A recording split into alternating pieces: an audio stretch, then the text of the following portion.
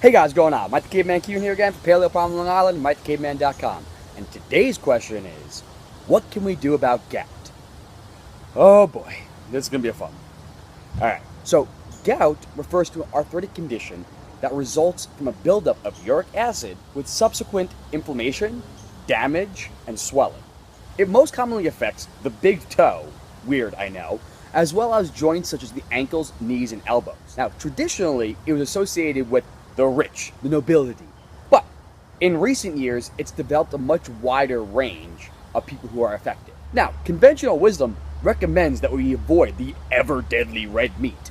But is this the correct course of action? This train of thought is contingent upon one of the two main sources of uric acid, which is, of course, purine metabolism. What are some of the biggest sources of purines? Well, of course, red meat, particularly their liver.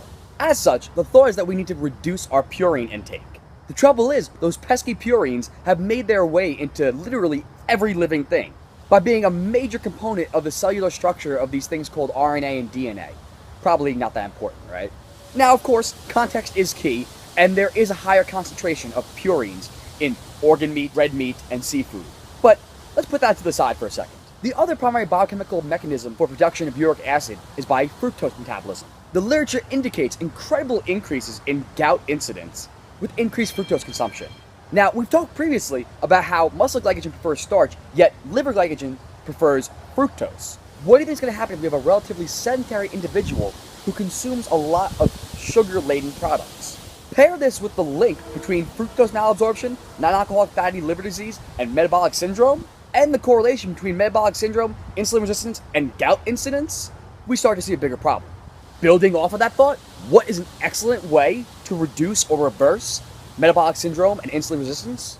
Well, a lowish carb to ketogenic diet. In fact, researchers indicated that this type of diet has been associated with lowered serum urate levels when compared to a low purine diet. Similar to the mistaken cholesterol hypothesis, which we've talked about before, imagine that, the assumption has been that all the purines from that red meat is the problem. Yet we've been consuming animals for a very, very long time. What changed? Well, sugar, particularly in the form of high fructose corn syrup, there's that fructose again, has skyrocketed in consumption rates. Whereas in the past, only the rich could afford a diet high in meat, sugar, and alcohol, today, even the rest of us 99%ers can consume all those in copious amounts. So what do we think is the likely bigger driver? The sugar, which is relatively novel in this amount of excess, or the meat we've been eating forever. But with all that long-windedness out of the way, what can we actually do about it? The biggest thing is going to be, wait for it, eat real food. Crazy, I tell you to do that, I know. But on the lowest carb end, to help with the mitigation of metabolic syndrome and insulin resistance. But priority number one is eliminate added processed sugars, particularly of the fructose variety. That is number one, period. You may also want to consider supplementing with exogenous ketones like Keto OS to help expedite the process and repair your insulin signaling. However, if you do, you should be mindful to increase your salt intake because dehydration and salt restriction are both associated with elevated serum urate and incidences of gout.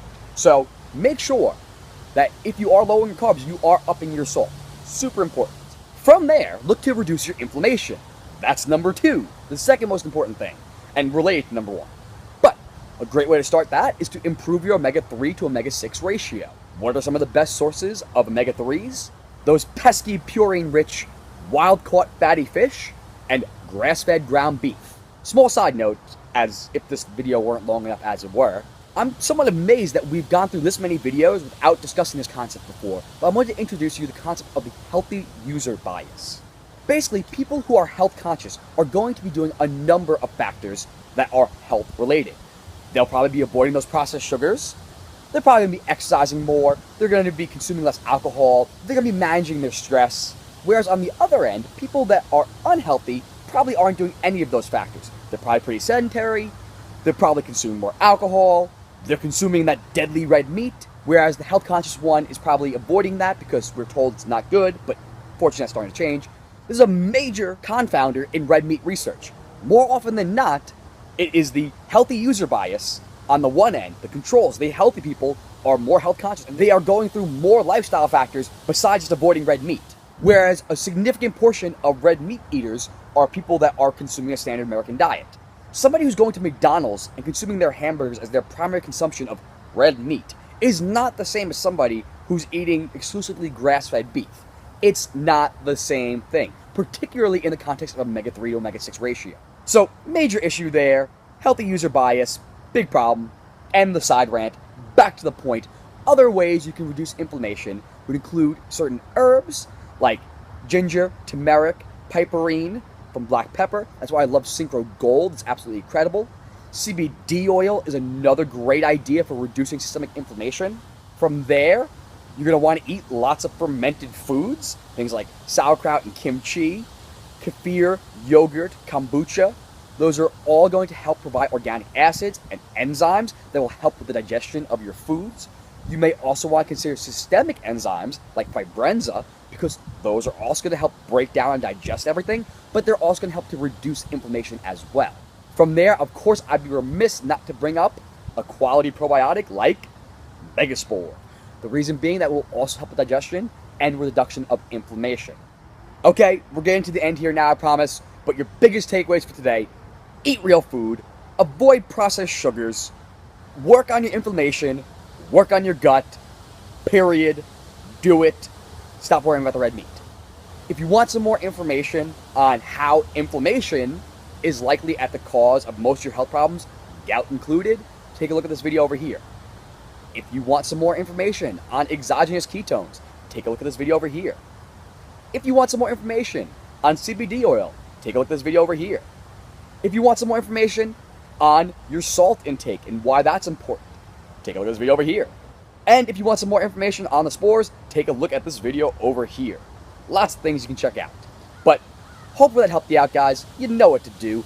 Like and subscribe down below. Share it with your friends. Head over to Instagram and Twitter and follow me at Mike the Caveman. Over on Facebook at Paleo Problem Long Island. And of course, over on MikeTheCaveman.com.